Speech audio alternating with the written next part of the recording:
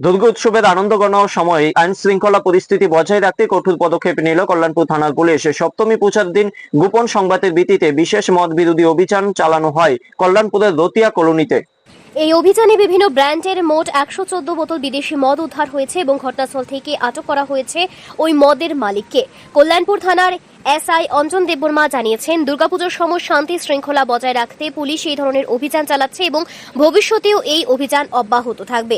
আটককৃত ব্যক্তির নাম বিধান চৌধুরী, বাড়ি কল্যাণপুর থানাধীন রতিয়া কলোনি এলাকায়। তাকে থানায় এনে জিজ্ঞাসাবাদ করা হচ্ছে এবং আইন অনুযায়ী প্রয়োজনীয় ব্যবস্থা নেওয়া হবে বলে জানিয়েছে পুলিশ।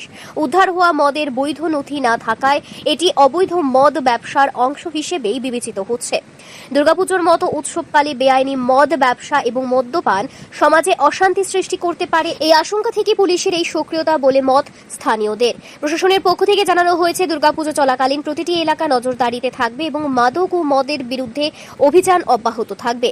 স্থানীয় মানুষ পুলিশের এই পদক্ষেপকে স্বাগত জানিয়েছেন। তাদের দাবি, এই ধরনের অভিযান শুধু উৎসবকালে নয়, সারা বছর নিয়মিত হলে সমাজ অনেকটাই নেশামুক্ত হবে। আজকে একটা গোপন খবরের ভিত্তিতে আমি প্লাস থানার অন্যান্য অফিসার এবং টিএসআর পার্সোনাল সহ আমরা কল্যাণপুরের রতিয়া কলোনিতে একটা মদ বিরোধী অভিযান চালাই। সেখানে আমরা টোটাল ১১৪ বোতল বিদেশি মদ বাজেয়াপ্ত করি, প্লাস যে ওনারকেও আমরা অ্যারেস্ট করেছি।